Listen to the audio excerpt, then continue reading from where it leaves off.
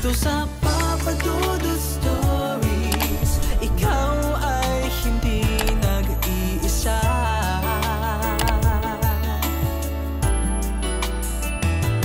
Dito sa Papa Dudut Stories, may nagmamahal sa'yo. Papa Dudut Stories.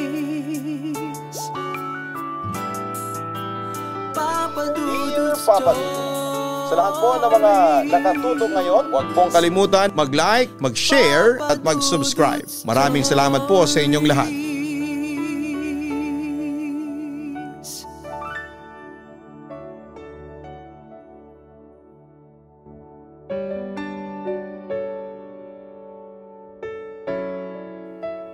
Papa Dudut, hindi naman tipikal ang istorya ko na katulad ng ibang binabasa mo na sobrang complicated or tragic. Simpleng istorya lamang ang ibabahagi ko sa inyo na maaaring makapag-inspire ng iba na naiipit o naipit na sa sitwasyon na tulad ng sa akin. Samantala, nahihiya akong pabanggitin pa ang buo kong pangalan kaya tawagin niyo na lamang po ako bilang Warren. 33 years old at kasalukuyang nagtatrabaho dito sa tire factory sa Pampanga. Papa Dudut, ang storya ko ay nagsimula noong bagong graduate ako sa college sometime in 2002. Sinuwerte ako at nakapunta sa Macau kung saan ay nakapagtrabaho ako bilang cellphone housing maker. Maayos naman ang buhay ko sa Macau. At kahit papaano ay nakapag-ipon naman ng pera pampadala sa aking magulang at 2 kapatid. Sa ikalawang taon ko sa Macau, doon ko nakilala si Kairela. Kapwa ko Pilipino si Kairela pero mula siya sa Batangas. Hindi siya kagandahan pero meron siyang katangian na talagang nagpapa-attract sa akin. Kaya sa madaling salita ay niligawan ko siya. Samantala hindi ako ang tipo ng lalaki na malakas ang kumpiyansa kaya't napakalaking challenge sa akin. Nalapitan si Kairela. Buti na lamang at naramdaman na rin pala ni Kairela na may gusto ako sa kanya. Pero hindi ko ine-expect na gusto din pala niya ako. At yun nga Papa Dudut, naging kami ni Kairela at naging madalas ang pagsasama namin. Katulad na lamang isang araw. O Warren, sinong hinihintay mo dito? Tanong sa akin ang kaibigan kong si Digo nang mapadaan siya sa meeting place namin ni Kairela. Hinihintay ko si Kairela. Sabi niya kasi magkita raw kami ngayon dito. Ikaw? Papunta sa Hot Meals vending machine, malapit lang dito. Alam mo na, mas matipid kung sa vending machine ako bibili kesa kumain pa sa fast food. Sagot niya. Kumusta naman yung relasyon ninyo ni Kairela ha? Pagbabago niya ng usapan. Heto, araw-araw ko siyang minamahal. Proud na proud akong sabihin yon sa aking kaibigan. Talaga? Naku, ang lakas pala ng tama mo sa babaeng yun ha? Natatawa niyang sabi sa akin. Pero seryoso, Warren. Ano bang nakita mo kay Kairela at parang patay na patay ka sa kanya? Curious pa niyang tanong. Sabihin na lang nating nahuli niya agad ang puso ko. Sabi ko. Sus, sa totoo lang napapaisip talaga ako kung may taste ka ba pagdating sa babae. Ano bang nagustuhan mo sa babaeng yun samantalang di naman siya kagandahan? Mukha naman siyang bakla. Pangasar pa nito kay Kairela. Bilang boyfriend, aaminin ko na naiinis talaga ako kay Digo. Kung makapanglait ka naman dyan, akala mo napakagwapo mo ha. Nahiya naman ako sa balat mo. Pagtatanggol ko. But knowing Digo, mapangasar talaga ang lalaking yon. At sanay na ako sa kanya. Teka, ilang buwan na ba kayo ni Kairela? Magte 10 months na rin. Sagot ko sa tanong niya. Pero alam mo pare, buo na ang desisyon ko na siya talaga ang pakakasalan ko. Digo, malakas ang kutob ko na kami talaga ang tinadhana ni Kairela para sa isa't isa. Excited ko namang sabi. Kung sa bagay, napapansin ko nga na talagang mahal mo yung girlfriend mo. Biruin mo madalas kayong kumakain sa labas at manood ng sine.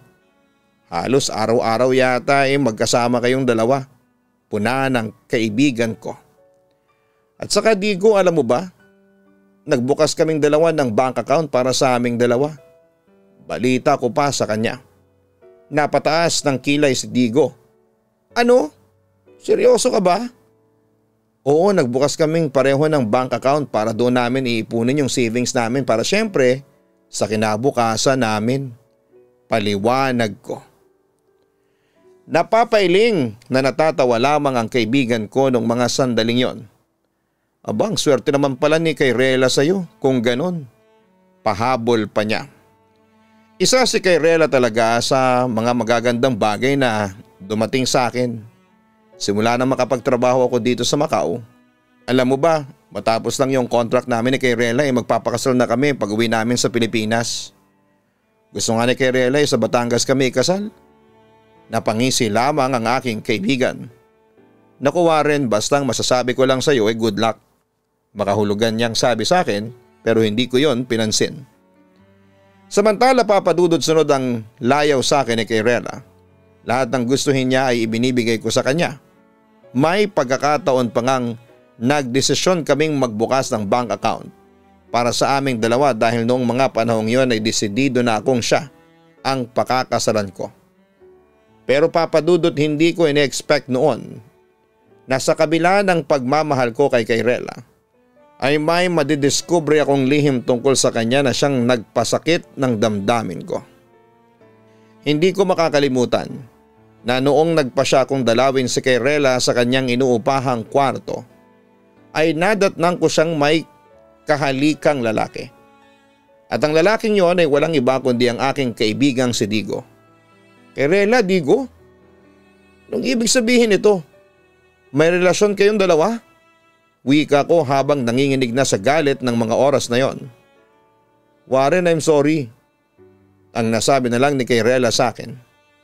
Samantala'y sinugod ko si Digo at inundayan ang suntok sa sobrang galit.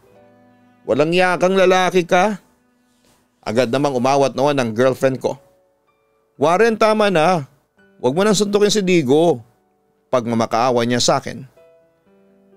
Maawa ka sa akin Warren, nakikiusap ako. Wika ni Digo na halos mapuruhan ko na ang muka dahil sa sobrang panununtok ko. Tama na Warren, ano ba, nagmamakaawa na ako sa iyo. Sa pagkakataong yon ay yumakap na sa akin si Kayrela. Mula sa akin likuran at pilit niya akong inilalayo sa nakahandusay ng si Digo.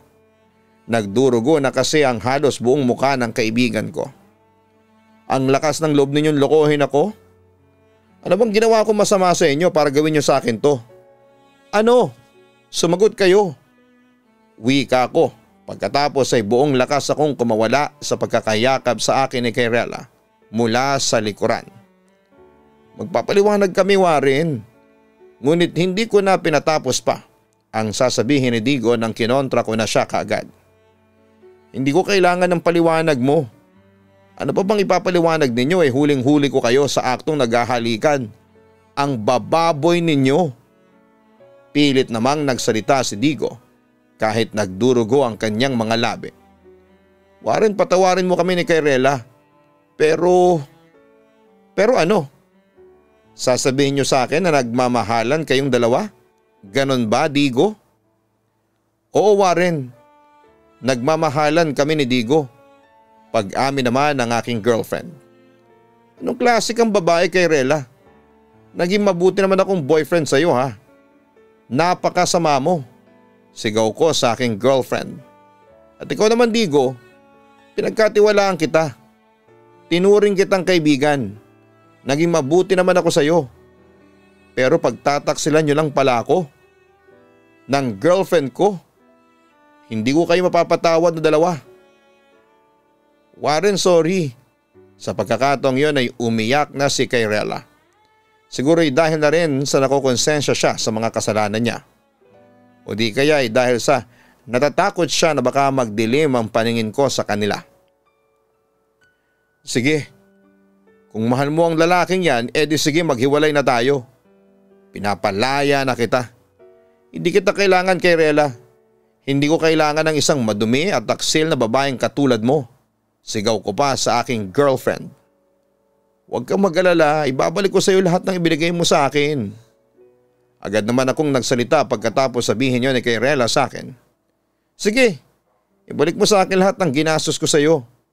Yung tungkol sa bank account natin dalawa, hatiin nating dalawa yun. Hindi ko na rin kayo guguluhin. Warren, wika pa niya habang sinusubukan niyang hawakan ng braso ko. Ngunit agad kong iniwas yon. Huwag mo kong hawakan. Lumayo ka sa akin, nakakadiri ka. Ang sabi ko pa kay Rela. Sa puntong yon ay sumagi lahat sa akin ang lahat ng kapintasan niya. Alam mo, sa totoo lang, ngayon lang ako natauhan. Bakit ba ako umibig sa isang katulad mo? Hindi ka naman maganda eh. Mukha ka namang bakla at saka ano bang nagustuhan ko sa iyo samantalang hindi ka naman nagsisipilyo ng ngipin. Tapos ang baho pa ng hininga mo. Ewan ko ba kung bakit nagtsatsaga ako sa iyo. Sige kay Rela. Kung sa kanya ka masaya, edi sige magsama kayong dalawa. Total naman bagay kayong dalawa kasi pareho kayong pangit. Galit na sabi ko kay Rela bago ko sila iniwanan. Ngunit papadudot pagdating sa tinutuluyan ko ay buong araw akong umiyak. Hindi ako nakatulog noon kaya pagdating ko sa trabaho para akong wala sa sarili. Napagalitan pa nga ako ng supervisor kong makawis pero tinanggap ko yon. At pagkatapos ng trabaho ay tumungo ako sa isang bar at doon nagpakalasing. Papadudot masakit sa akin na makitang pinagtataksilan ako ng girlfriend ko. At hindi ko rin matanggap na kasama sa pagtataksil ni kay Rela ang kaibigan kong si Digo. Pinagkatiwalaan ko ang lalaking yon at minsan kasi kapag may trabaho ako ay si Digo ang pinapakiusapan kong sumama kay Rela dahil mag-isa lamang ito sa apartment namin.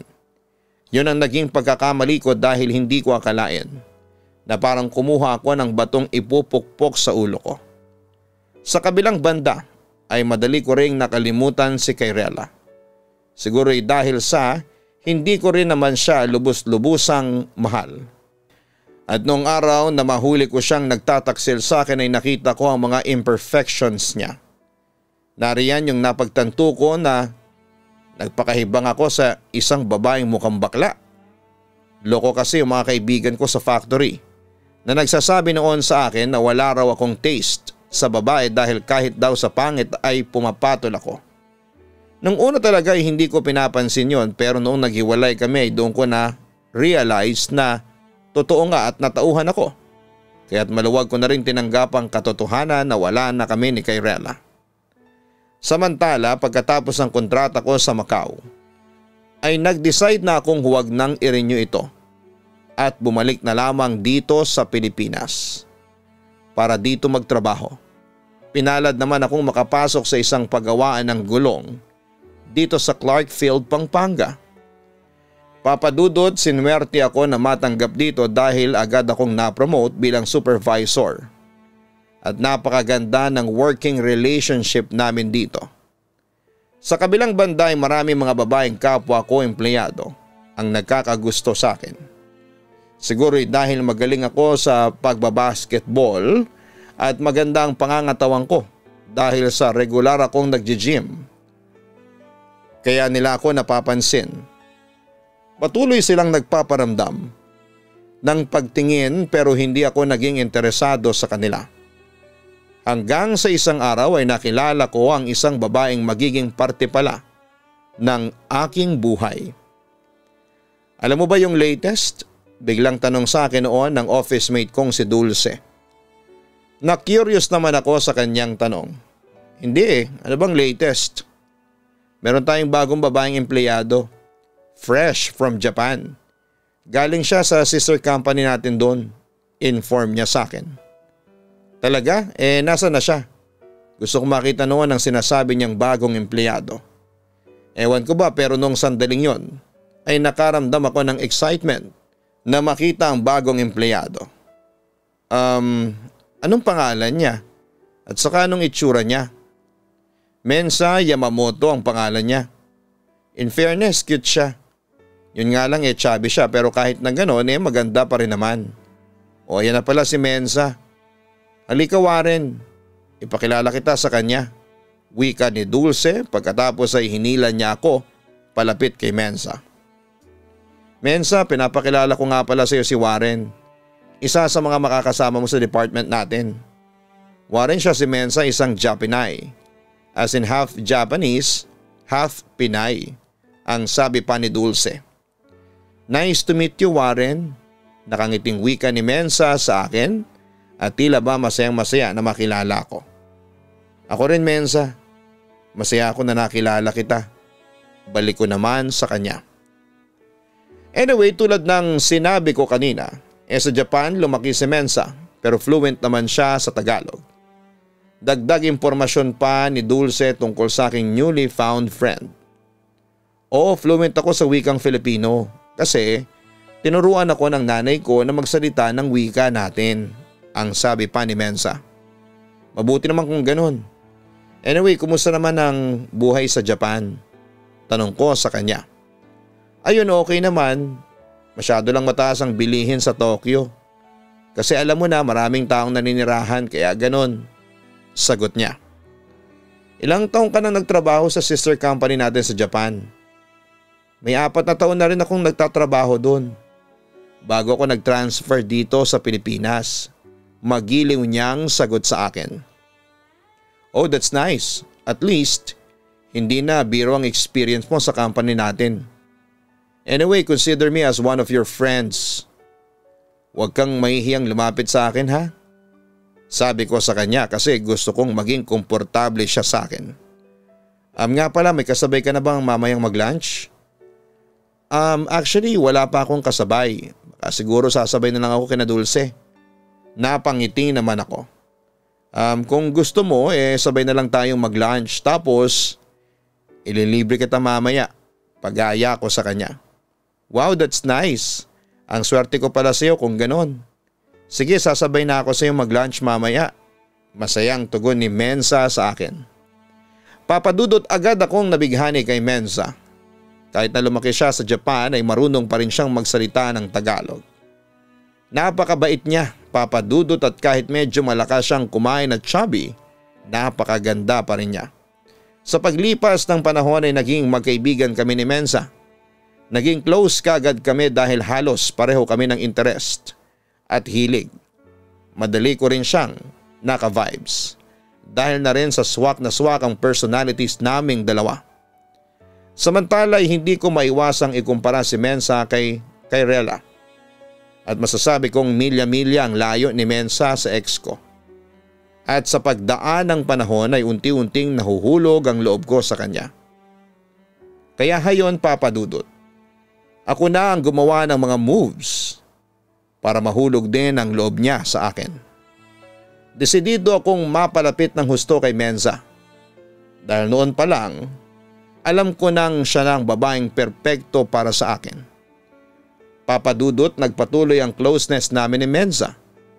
Pero lingid sa kaalaman niya noon, ay patuloy sa pag-usbong at paglalagablab ang pagmamahal ko sa kanya. Yun nga lang ay hindi ko may pagtapat noon kay Mensa ang totoo. Kasi nga madalas akong atakihin ng pagkatorpe. Hindi ko alam kung paano ko ipagtatapat sa kanya ang totoo hanggang sa dumating din yung araw na nagkaroon kami ng pagkakataon na magkasama at magkausap ng personalan ni Mensa. Tandang-tanda ko pa noon. Nag-celebrate kami ng birthday ng aming boss kung saan ay maraming pagkain at inuming hinanda.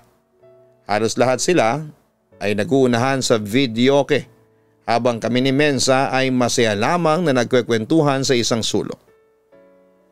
Ang saya-saya ng mga kasama natin, no Mensa? Wika ko habang pinagmamasdan ng mga office mates namin na nagkakasiyahan. Oo nga talagang bigay todo sila sa pagbirit. Lalo na yung si Dulce. Anyway, malapit nang magpasko. Ano na ang plano mo? Saan ka magse-celebrate ng Christmas? Tanong niya sa akin. Actually, nagbabalak akong bumalik ng probinsya para makasama ko yung mga kapamilya ko. Ewan ko ba pero parang na-excite ako ngayong darating na Pasko ang sabi ko sa kanya. Naku, ibig sabihin yan may paparating na swerte sa'yo. Natuwa naman ako sa aking narinig mula kay Mensa. Sana lang Mensa, wag di lang anghel ka sana. Ikaw, anong gagawin mo ngayong Pasko? Uuwi ka ba ng Japan? Actually pupunta ng Pilipinas yung mga kapamilya ko kaya dito lang ako. Tugon niya sa akin. Mabuti naman kung ganun. Para naman madalaw kita sa araw ng Pasko. Alam mo kasi Mensa, ikaw lang ang nagpapasaya sa akin. Kaya magiging masaya ang Pasko ko kapag nagkasama tayo. Ang sabi ko pa sa kanya. Ganun ba Warren? Well, nakakataba naman ang puso na malaman na meron pala akong kakayahang magpasaya ng ibang tao. Natutuwa niyang balik sa akin. At this time ay inudyokan na ako ng aking sarili na ipagtapat na sa babaeng kaharap ko ang totoo. Mensa, may sasabihin sana ako sa iyo. Kaso nahihiya ako. O teka, bakit ka naman nahihiya? Ano ba yung sasabihin mo sa akin? Sabi niya at para bang gusto niyang ipahiwatig sa akin. Na okay lang na magtapat ako sa kanya. Mensa, I love you. Sa wakas ay nasabi ko rin sa kanya ang nasa loob ko. Ha? Anong sabi mo? Mahal mo ako? Hindi niya makapaniwalang tanong sa akin. At kahit na medyo madilim sa paligid ay nakita ko nag-blush siya. Mahal kita Mensa. Alam mo ba, 6 months na akong may pagtingin sa'yo. Akala ko simpleng paghanga lang itong nararamdaman ko pero sa bawat araw na lumilipas na kasama kita, I think in love na ako sa'yo. Pagtatapat ko. Warren, paano ka nakakasiguro sa mga nararamdaman mo sa akin? O sisa niya. Sigurado ako sa mga nararamdaman ko. Kung itatanong mo naman sa akin kung ano bang nakita ko sa iyo, bakit kita minahal? Ang sagot ko dyan basta lang kitang minahal. Hindi ko ma-explain pero masaya ako sa feeling mo. Medyo nalungkot ako nang makitang nag-aalinlangan pa siya sa akin. Pero Warren, hindi ba masyadong mabilis sa mga pangyayari? Tanong pa niya sa akin. Ngunit gusto kong iparating sa kanya na totoo ang aking nararamdaman. I admit na medyo mabilis nga ang mga pangyayari. Kaya hindi pa ako umaasa ng sagot mula sa iyo. I'll give you time to think, Mensa. Ang sa akin lang malaman mo kung ano ang nasa loob ko, sa loob ng dibdib ko. Sana wag mong masamain. Pagpapatuloy ko, hoping na magkaroon siya ng confidence sa akin. Ngumiti naman si Mensa bago nagsalita. Huwag kang mag-alala Warren, okay lang sa akin yun. Nanaig muna sa amin ang ilang minutong katahimikan. Dahil nakuha ni Dulce ang aming atensyon nang kumanta siya ng If You Ask Me To ni Celine Dion. Mensa, gusto ko rin iparating sa iyo yung intensyon kong manligaw sa iyo sa mga susunod na araw. Sana'y payagan mo ko. Wika ko kay Mensa pagkatapos naming pakinggan ang magandang awitin ni Dulce sa videoke. Oo naman, pinapayagan kitang manligaw sa akin. Wala namang masama dun Pahayag pa niya. Salamat ha, di bale papatunayan ko sa iyo. Nasinsira ko sa iyo. Papatunayan ko sa iyo na hindi ka magsisisi kapag sinagot mo ko. Paniniguro ko pa sa kanya. Papadudot nang malaman ni Mensa ang totoo kong nararamdaman ay hindi naman niya ako diniscourage ngunit hindi rin niya inacknowledge. Sa madaling salita ay dinedma lamang niya ako noon. Pero despite of that ay nanatili pa rin kaming magkaibigan. Pero dahil na rin siguro sa pagmamahal ko kay Mensa ay nagkaroon na rin ako ng lakas ng loob para suyuin siya. Lagi ko siyang binibigyan ng chocolates, mangga at kung ano-anong pagkain na naipupuslit ko sa bahay namin galing sa balikbayan kong tiyahin. Papadudot inaamin ko na mababaw lang ako. Sapat na sa akin ang pamamaraan kong yon. Kahit makausap, makasama o makatawanan ko lang si Mensa ay masaya na ako. Naisip ko nga na hindi na kailangang maging kami. Basta ganito lang palagi ang setup namin. Pero syempre umaasa pa rin ako na isang araw ay mapapasagot ko na rin si Mensa. Kaso Papa Dudut, akala ko ay magkakaroon din ng bunga ang pagtsatsaga ko. Pero isang araw, gaano mo ko kamahal, Warren? Handa ka bang tanggapin kung anuman ang pagkatao o nakaraan na meron ako? Seryosong tanong niya sa akin. Oo naman, Mensa. Tanggap kita maging sino ka man. O anuman ang nakaraan mo. Ang wika ko sa kanya. May anak na ako, Warren eh. Revelasyon niya sa akin. Ha? Talaga? Ang sabi ko. Aaminin ko, Papa Dudut, na nagulat ako sa sinabi niya sa akin. Pero at that point ay hindi naman mahalaga sa akin kung may anak na siya o wala. Ang importante lang naman sa akin ay mahal ko siya. At handa kong tanggapin anuman ang baggage na meron ng nakaraan niya. Pasensya ka na kung nilihim ko sa iyo ito pero disgrasyada ako. Lalaki, Dante ang pangalan niya. Kasalukuyan siyang nasa pangangalaga ng mga magulang ko sa Japan. Ngayon, kung itatanong mo naman kung bakit ako nagkaanak, Warren, naaminin ko sa iyo. Naging mapusok ako nung kabataan ko. Ngayong alam mo na, Warren, ang totoo, ipagpapatuloy mo pa rin ba ang panliligaw mo sa akin? Balungkot niyang wika sa akin. Sa totoo lang wala namang nagbago sa mga nararamdaman ko sa iyo kahit na sabihin mo pang single mother ka. Mahal pa rin kita. At sa totoo lang ay mukhang mas minahal pa kita, Mensa. Katulad ng sinabi ko sa iyo kanina, tanggap ko ang nakaraan mo. Handa akong tanggapin ang anak mo. Mensa, mahal na mahal kita. Kaya handa ako. Maging masaya lang kayo ng anak mo. Pagbibigay ko ng assurance sa kanya. Alam mo, Warren, isa yun sa mga dahilan. Kaya nag-alinlangan akong sagutin ka.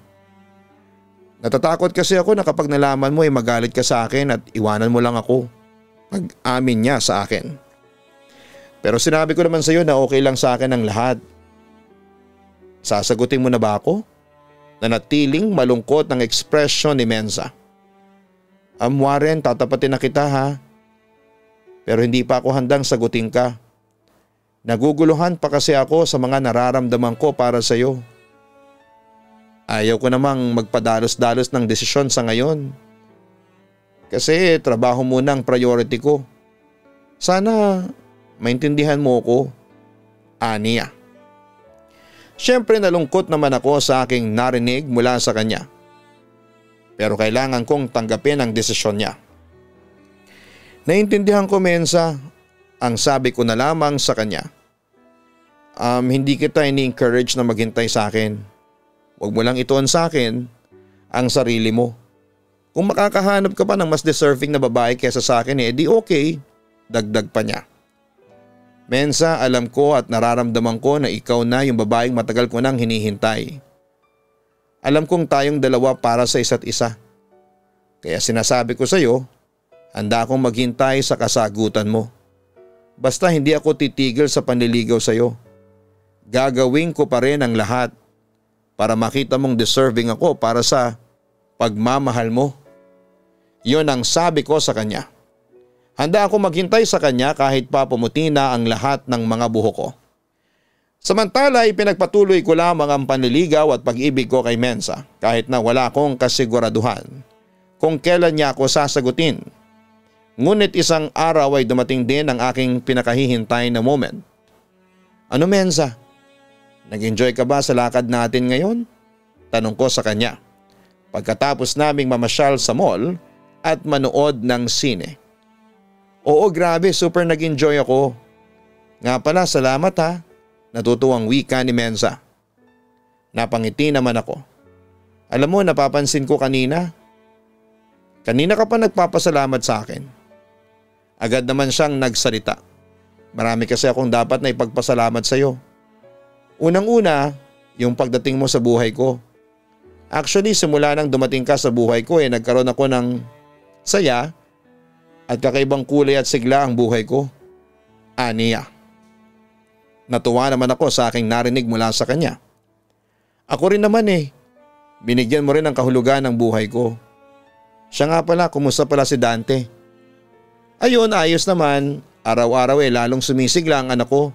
Natutuwang sagot pa ni Mensa. Well, napaka-energetic na bata ni Dante. Puri ko naman sa kanyang anak. Kanino pa magmamana kundi sa'yo? Natatawa niyang balik sa akin. Kung sabagay, parang anak na ang turing ko dyan kay Dante. Oo nga super close nga kayong dalawa, ang sabi pa ni Mensa. At saka napapansin mo ba? Dahil sa closeness ninyong dalawa ng anak ko nagiging kamukha mo na siya. O pero biro, nagiging magkamukha na kayong dalawa.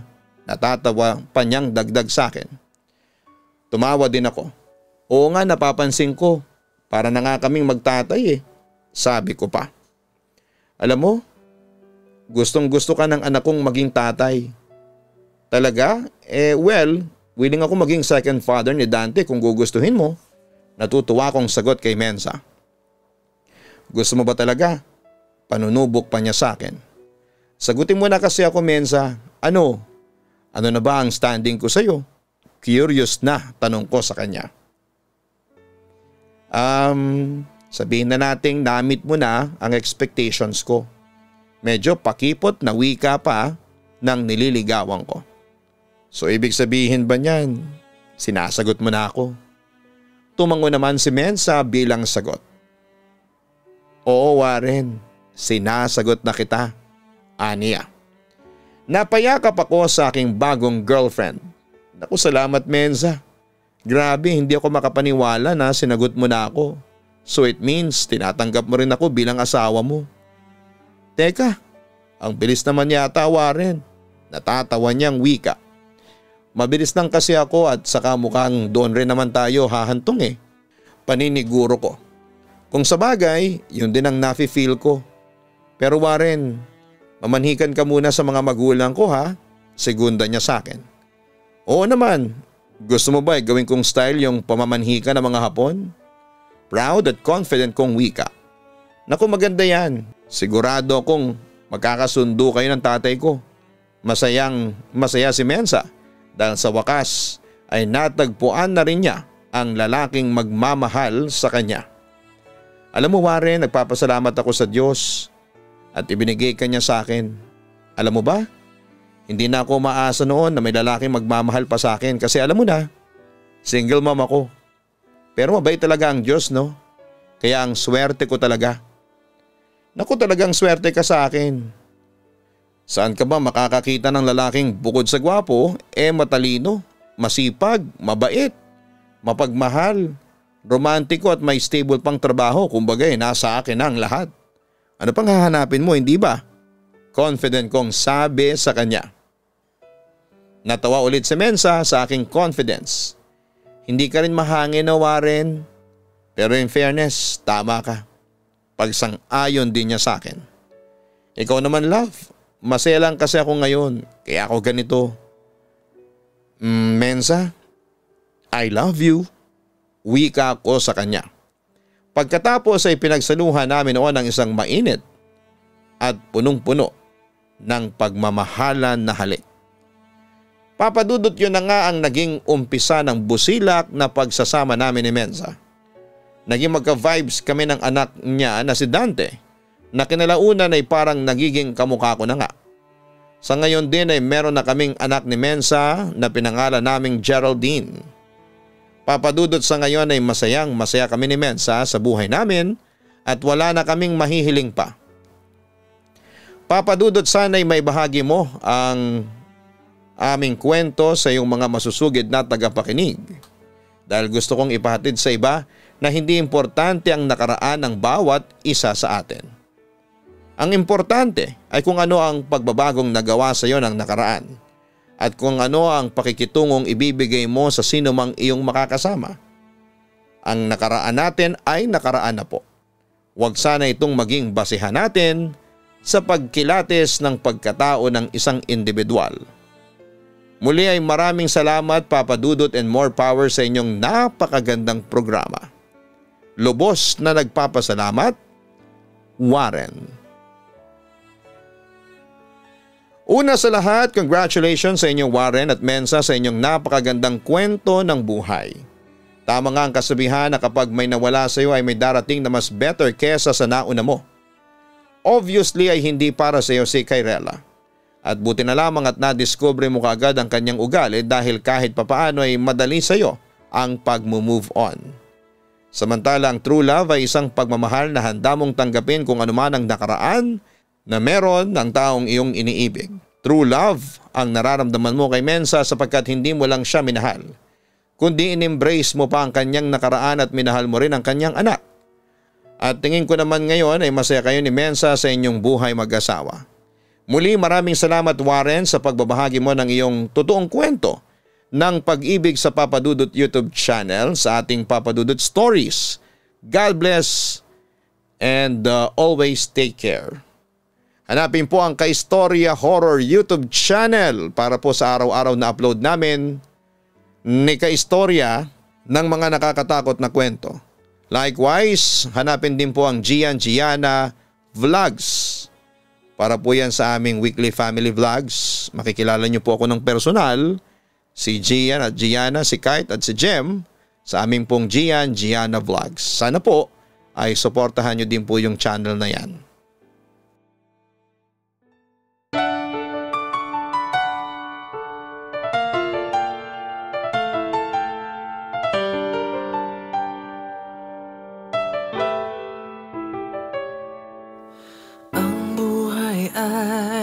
Mahiwaga, laging may lungkot at saya sa Papa Dudut Stories. Laging may karamay ka.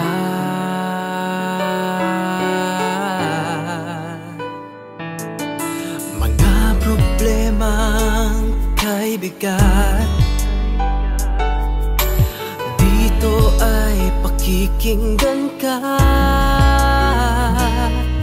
sa Papa Dudut Stories. Kami ay iyong kasama dito sa Papa Dudut Stories. Ikaw ay hindi nag-iisa.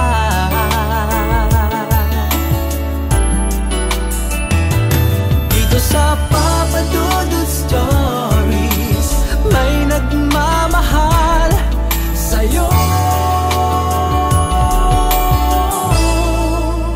Papa Dudut Stories, Papa Dudut Stories,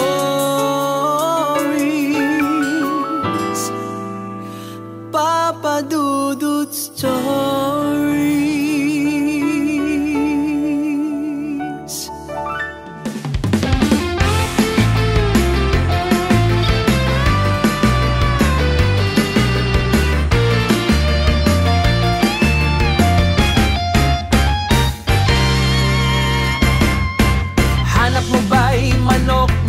Masarap lechon manok na lagi niyong babalik-balikan.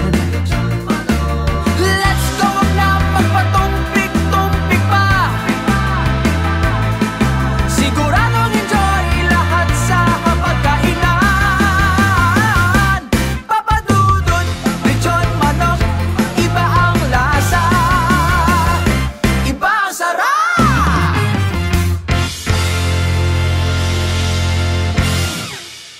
Hello mga ka-online, ako po ang inyong si Papa Dudut. Huwag kalimutan na mag-like, mag-share at mag-subscribe. Pindutin ang notification bell para mas maraming video ang mapanood ninyo. Maraming salamat po sa inyong walang sawang pagtitiwala.